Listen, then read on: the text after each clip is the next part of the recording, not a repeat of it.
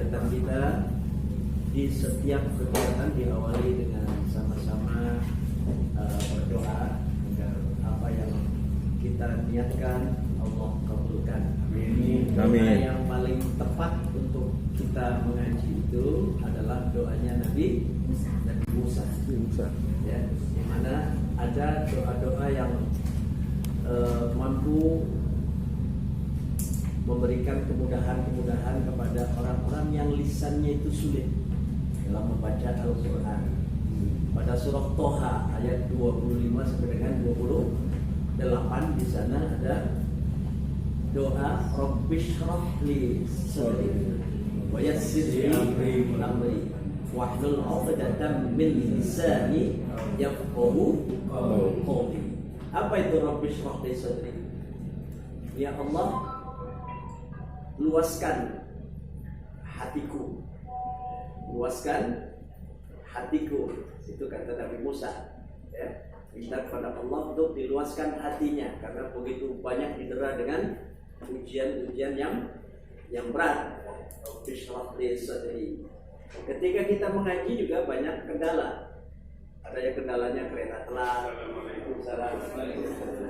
ada yang kendalanya sakit, ada kendalanya jauh, ya, ada kendalanya memang malas, itu kendala, itu ujian.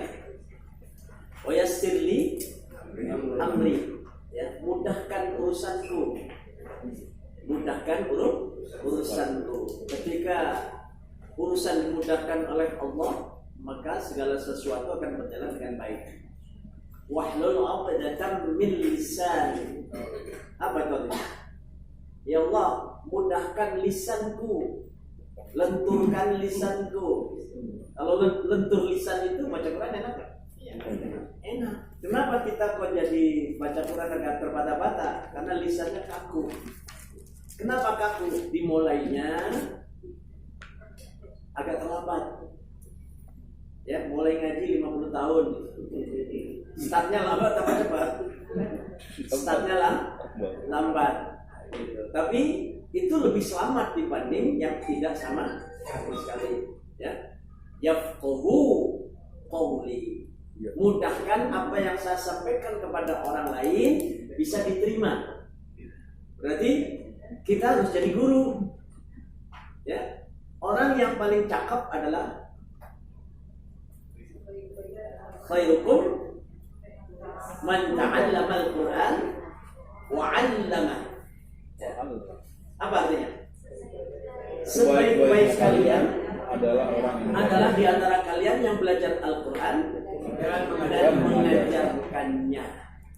Ketika bapak ibu cuma ngaji saja, ilmunya stuck sampai di situ saja, atau bahkan tiap hari berkurang. Apalagi usia-usia kita. Ngaji hari Selasa, Kamis lupa. Kamis diulang lagi, kembali lagi, Selasa lupa lagi. Kan kita harus sadar bahwa ngaji ini udah tua. Ya, ngaji ini sudah tua. Startnya sudah terlambat. Nah, kurang tuh. Laporan dulu nanti. Ya. Baik, dilanjut. Jadi yang qawlu qawli itu kaitannya dengan lisan itu mudah ketika kita itu start ngajinya lebih awal. Ya, terkait dengan lisan, maka kita punya lisan yang dialeknya beda-beda. Ada dari Padang apa? Ada yang dari Medan, yang dari Jawa, yang dari Sunda, yang dari Madura. Itu dialeknya beda-beda tuh. Ya. Kalau saya bertanya kepada orang lain, mau kemana? Kalau orang dari mana?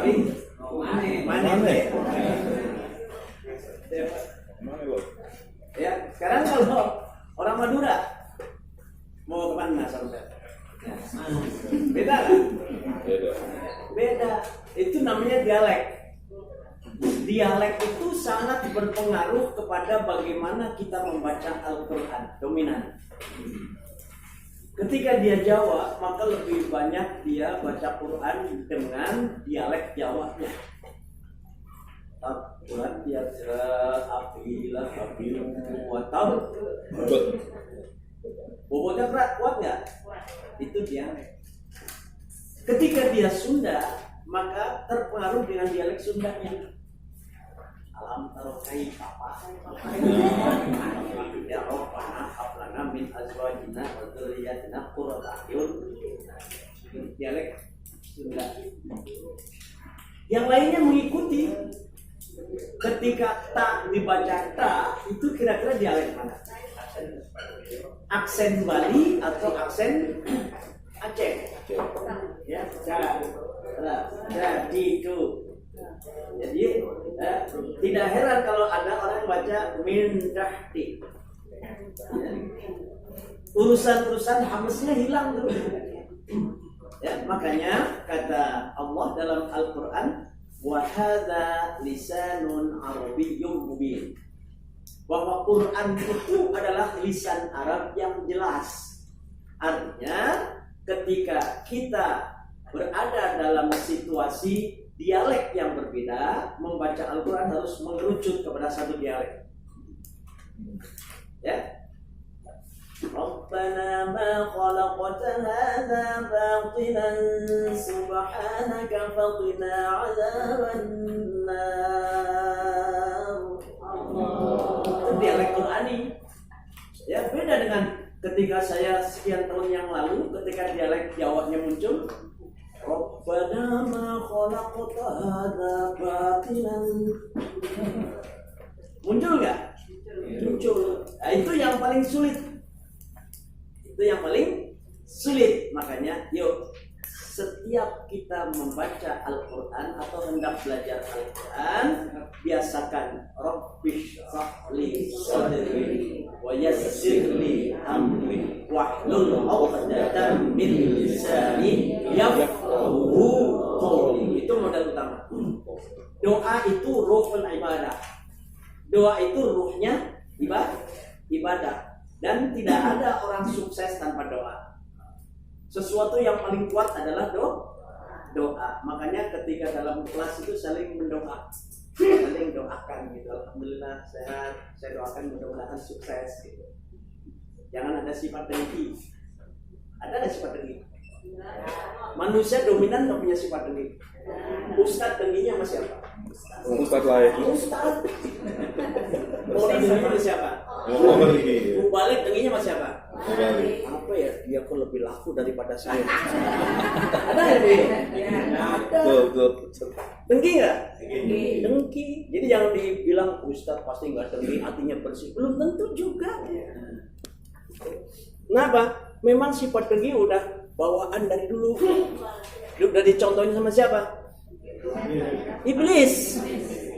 Iblis kan ketika disuruh sama Allah, coba menunduk sujud kepada Adam atas perintahku. Ya, semua fasajadu illa iblis. Semua bersujud kecuali Iblis. Ditanya, kenapa lu iblis? Kamu sujud. Kata iblis, ana khairum min. Saya lebih baik dari Adam. Kalau dari minar, saya diciptakan dari api. Wa khalaqtahu min tin. Ya, Adam diciptakan dari tanah. Bagusan api daripada tanah. Makanya banyak orang sekarang ini sombong karena urusan gen, genetik. Benar nggak? Saya kan keturunan darah biru, mata bule. Ada nggak begitu? Banyak. Ada. Emang siapa lu? Nggak tahu saya. Nah, itu jangan punya rasa itu. Saling doa. Ya, jadi wa yassirli amri wahlul 'uqdatam min lisani yafqahu qawli. Yang paling penting adalah ketika ibu bapak punya ilmu sedikit, itu wariskan kepada orang lain. Berita baik dari LPI sampaikan kepada orang lain, walaupun satu alif. Ya, walaupun satu alif. Tadi saya mendapatkan ilmu dari Ustadz Imran. Kenapa? Tentang nun sukun bertemu dengan hamzah. Hukumnya ilhar. Cara bacanya man amana. Sampaikan kepada orang lain walaupun cuma segitu. Ini kan kadang-kadang kita pelit ilmu. Ngapain kasih orang? Saya dapatnya juga susah. Sampai turun dari mobil aja kadang-kadang jatuh. Nah, ini orang yang tidak sadar bahwa ilmu itu bermanfaat ketika kita sampaikan kepada orang lain. Jangan sampai al-ilmu bila amal kasyajar bila samar. Apa artinya? Ilmu yang tidak diamalkan bagaikan pohon yang tidak berbuah. Adanya nyampah doang. Manfaat nggak? Jadi kalau ibu bapak ngajar, ilmunya bertahan, nambah iya, kemudian wawasannya lebih bagus. Yang ketiga, orang ngajar itu dapat doa dari murid. Kenapa saya dibilang awet muda? Karena dapat doa dari murid. Ketemu lagi, Ustadz awet muda. Doa nggak? Ustadz awet muda, perasaan dari kemarin begini-begini aja. Kan doa di situ. Ada nggak murid yang Ustadz makin tua aja? Ada nggak kira-kira? Itu lo bilang murid kurang ajar gitu. Doa di situ. Jadi khairukum man ta'allama al-Qur'an wa 'allama. Sebaik-baik kalian adalah kalian yang belajar Al-Qur'an dan mengamalkannya, mengajarkan kepada orang lain. Jadi ibu ngaji, ngajar. Ilmunya nambah nggak? Nambah. Ketika ngajar, ditanya sama murid, kita nggak bisa jawab, berusaha nyari jawaban nggak? Nambah nggak? Makanya kalau jadi guru ditanya murid, ibu nun sukun bertemu dengan hamzah hukumnya apa? Hamzahnya lari, takut sama nun lagi. Jangan jawab begitu, jawab dengan ilmu. Ketika nggak bisa, apa bilang sama muridnya? Mohon maaf, saya nggak tahu. Itu guru bukan yang begitu. Bukan. Ya, identitas guru jangan kelemahannya diperlihatkan di depan murid.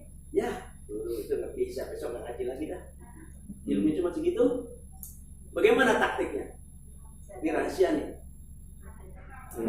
Saya sampaikan. Taktiknya kalau ditanya sama murid kagak bisa jawab, yuk semuanya di antara kalian siapa yang tahu? Bisa. Kan? Nggak ada yang tahu. PR. PR kan? PR buat kalau udah guru ya. PR, muridnya cari jawaban, gurunya di rumah cari jawaban nggak? Cari jawaban. Begitu ketemu lagi, bagaimana jawabannya? Begini mas. Nah itu baru pintar. Jadi gurunya turun derajat nggak? Itu rahasia pak, jangan sampai orang lain. Itu ya, saya sampaikan itu karena saya pernah belajar metodologi pengajaran, metodologi pendidikan, kemudian psikologi pendidikan juga. Background saya bukan dari ilmu Al-Quran, tapi saya background saya IKIP Jakarta. Ya, IKIP Jakarta. Ya, dulu sekarang jadi apa? IKIP. Saya dulu IKIP Jakarta, jadi background pendidikannya umum. Kenapa bisa ngajar Quran? Belajar. Iya, karena lingkungan saya itu orang-orang yang Qurani. Kan saya belum kenalan ya? Belum. Bapak saya itu Qori.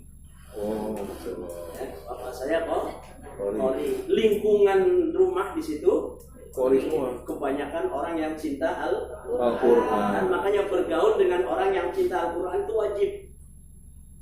Terkontaminasi nggak? Iya.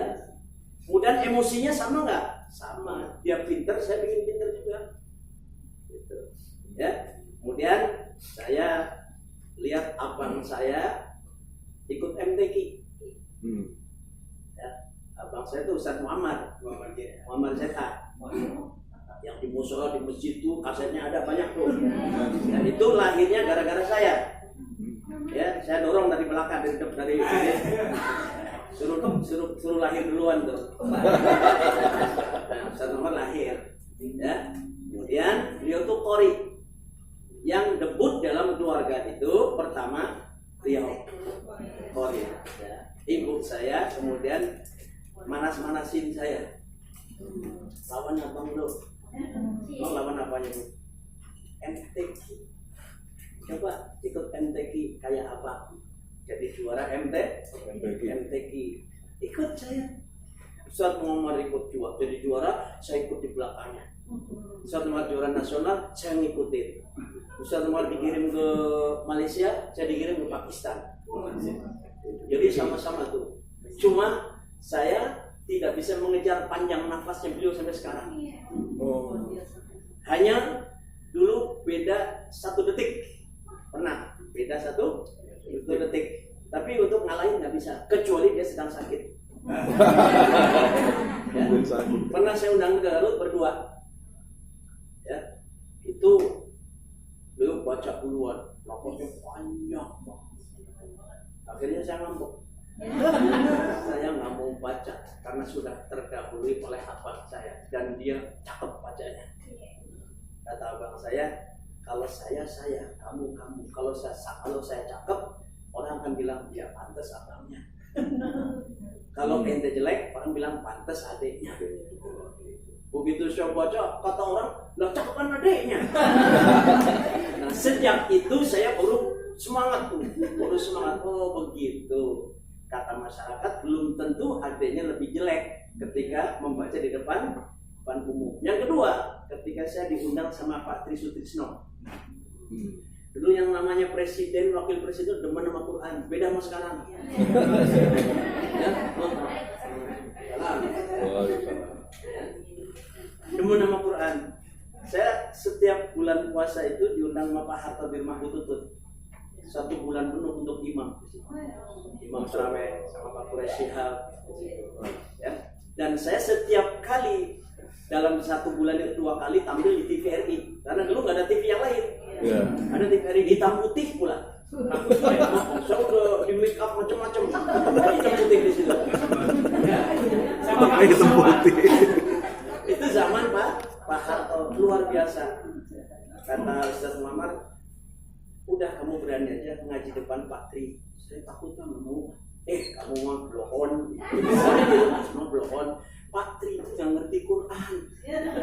Kamu baca salah juga dia manduk-manduk. Nah, kebetulan saya memang diberanikan karena apa? Dukungan dari apa? Saya beraniin dia baca. Nah, pas saya baca, bener juga saya salah baca. Salah baca, gimana nanti ya? Enak juga, itu pikiran gitu.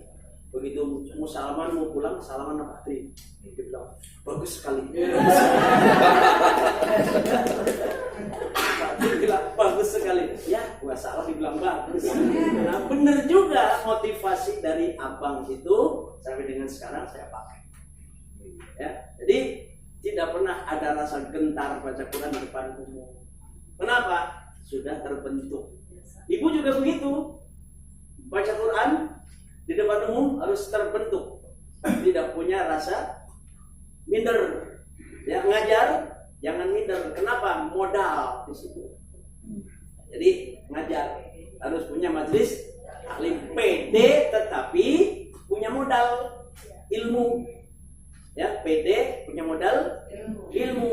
Kalau ilmunya kurang, belajar lagi, belanja lagi, kan begitu.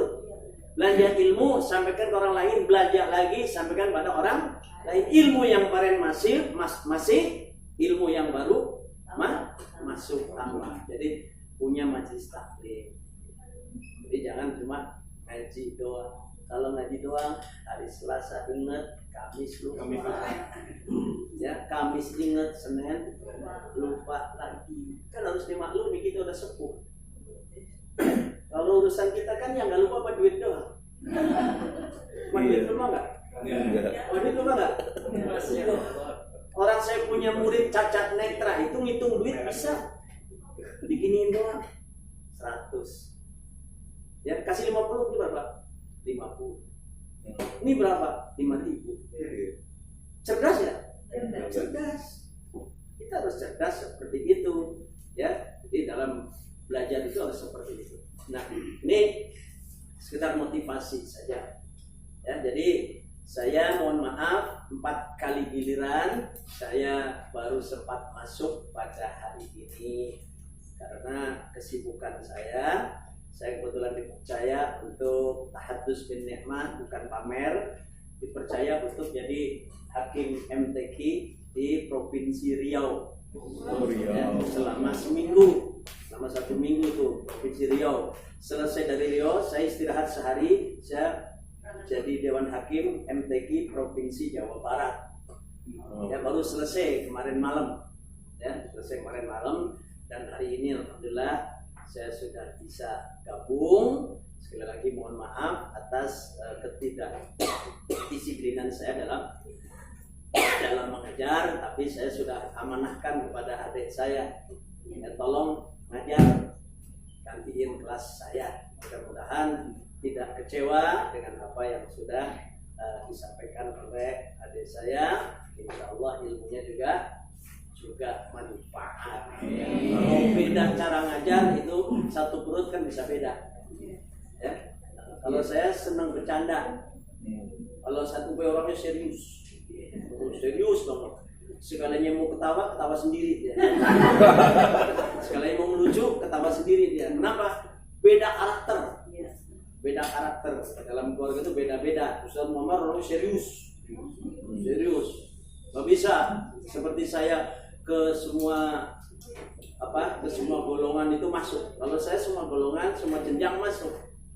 Anak kecil suka, sama yang remaja masuk, sama golongan-golongan elit saya masuk juga. Kenapa? Memang saya suka seperti itu. Ya, jadi banyak temennya. Ya, banyak temennya, orang juga nggak takut-takut amat mendekat, kan begitu. Ya baik, kita lanjut materi yang sudah disampaikan satu Pak.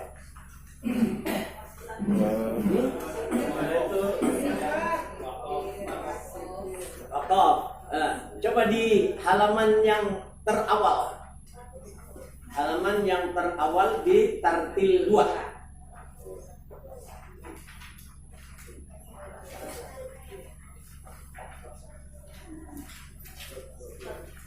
Apa tuh?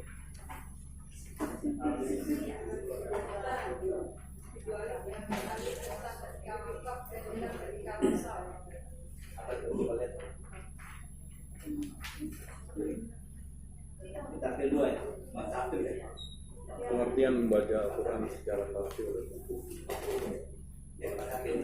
Sekarang coba tolong dibaca di awal sekali, di pendahuluan, pembukaan.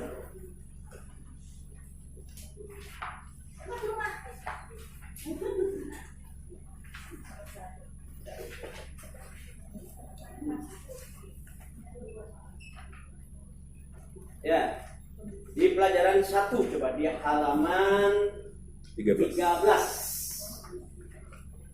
Di halaman 13 itu untuk pendahuluan tartil 1 dan tartil 2. Kita mulai dari awal. Bagaimana sih? Apa pentingnya tajwid? Apa pentingnya baca Quran dengan standar tajwid yang benar? Di situ tolong dibaca. Siapa yang bacanya lancar? Dijipi kali. Ibu. Ya, ini pengertian ini. Iya. Coba didengarkan semua, perhatikan.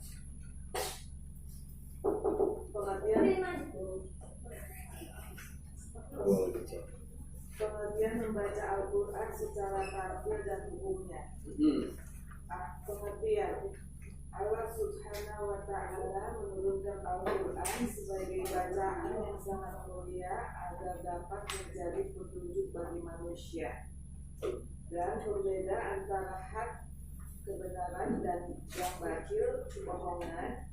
Dia sangat peduli dan tidak segan-segan memberi peringatan berulang kali untuk tidak membacanya dengan asal bunyi, sebagaimana firman-Nya dalam Surat Al-Muzammil ayat 4.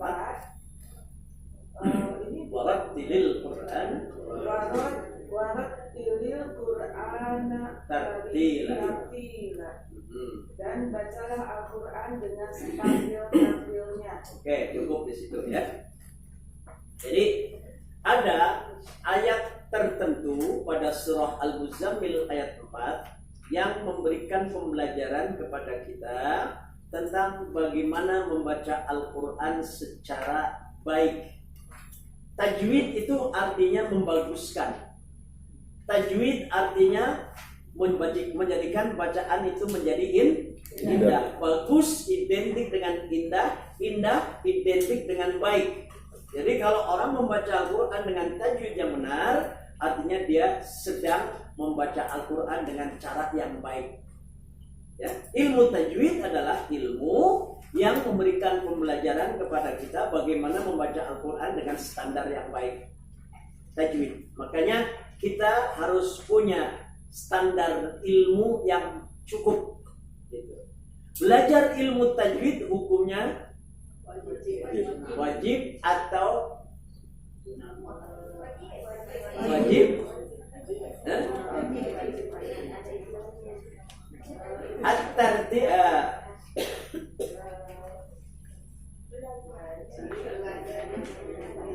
Coba fardu kifayah. Ya, ada dasarnya la khilafa fi annahu fardu kifayah. Tidak beda pendapat antara ulama tajwid yang satu dengan ulama tajwid yang lainnya, ya, bahwa belajar ilmu tajwid itu hukumnya fardu kifayah. Ya, fardu kifayah. Wal amalu bihi fardu ain. Mengamalkannya, membacanya dengan tajwid yang benar itu baru fardu ain. Ala kulli muslimin wa muslimatin, bagi muslim laki-laki dan muslim perempuan, minal mukallafin, stressingnya minal mukallafin, ya, pada orang-orang yang sudah mukallaf. Arti mukallaf apa? Balik. Jadi kalau kita sudah balik, itu wajib pada diri kita semua untuk membaca Al-Quran secara benar. Pertanyaan saya yang kelas ini udah pada balik belum?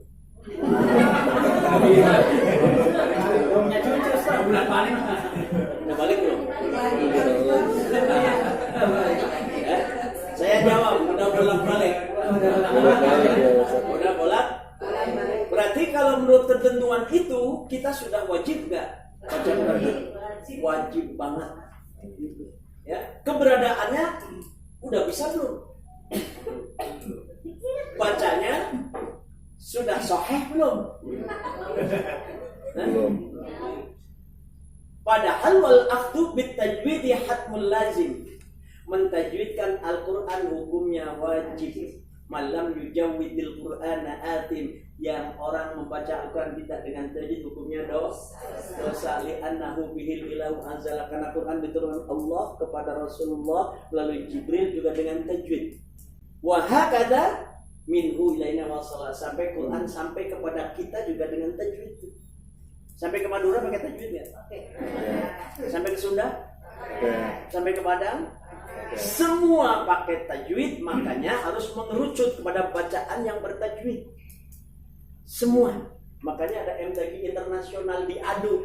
Orang Indonesia sama orang Korea, orang Indonesia sama orang Malaysia. Itu kan dalam rangka apa? Menyatukan persepsi bahwa baca Quran itu dengan tajwid, dengan melihat perbedaan lidah. Assalamualaikum.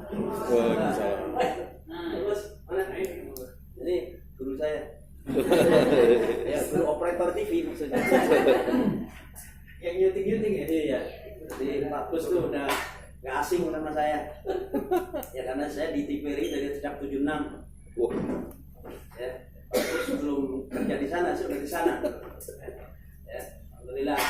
Ya, Pak Kus ini orangnya rajin. Amin. Ya, dari dulu sampai sekarang ngaji terus. Katanya di LBG nggak ada yang nggak kenal tuh. Jadi wahakadha minhu ilaina wasala, sampainya Quran kepada kita semua dengan tajwid. Makanya ada MTQ itu dalam rangka mempersatukan persepsi. Ini dari sana ke sini coba tajwidnya pada benar nggak? Pada sama apa tidak cara bacanya? Harus sama. Ya, harus sama. Ya, ketika di Masjid Al-Haram itu imamnya nyaman nggak? Nyaman nasi musola kita.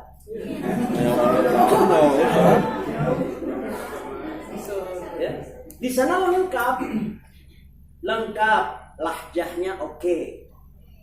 Ya, cara bacanya, tajwidnya oke, suaranya oke.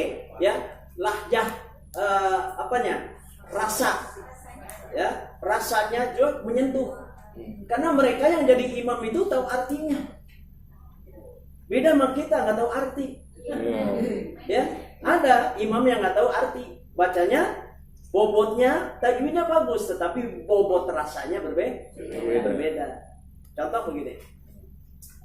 Alhamdulillahi Rabbil Alamin, Ar-Rahmanir Rahim, Maliki Yawmiddin, Iyyaka na'budu wa iyyaka nasta'in, Ihdinas siratal mustaqim, siratal ladzina an'amta 'alaihim ghairil maghdubi 'alaihim waladdallin. Itu belum pakai rasa. Belum pakai rasa. Pakai rasa gimana Ustaz? Belum pakai rasa, baru pakai tajwid. Oh, gitu baru. Kalau pakai rasa beda lagi. Gimana Ustaz? Alhamdulillahi Rabbil Alamin, Ar-Rahmanir Rahim, Maliki Yawmiddin, Iyyaka na'budu wa iyyaka nasta'in, Ihdinas siratal mustaqim, siratal ladzina an'amta 'alaihim ghairil maghdubi 'alaihim waladdallin.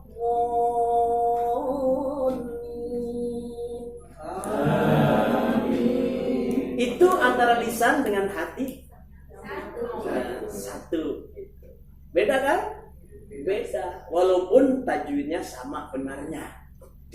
Itu yang paling penting. Makanya ketika orang datang ke Makkah, sholat di Masjidil Haram, banyak yang nangis dalam sholat. Di sini banyak yang nangis karena sedih imamnya jelek. Ada yang imamnya asal imam. Kadang-kadang ada yang emosinya tinggi, ya egonya tinggi. Ngapain imam orang lain, orang saya yang bangun masjid? Kan saya yang pasir di situ. Saya harus imam.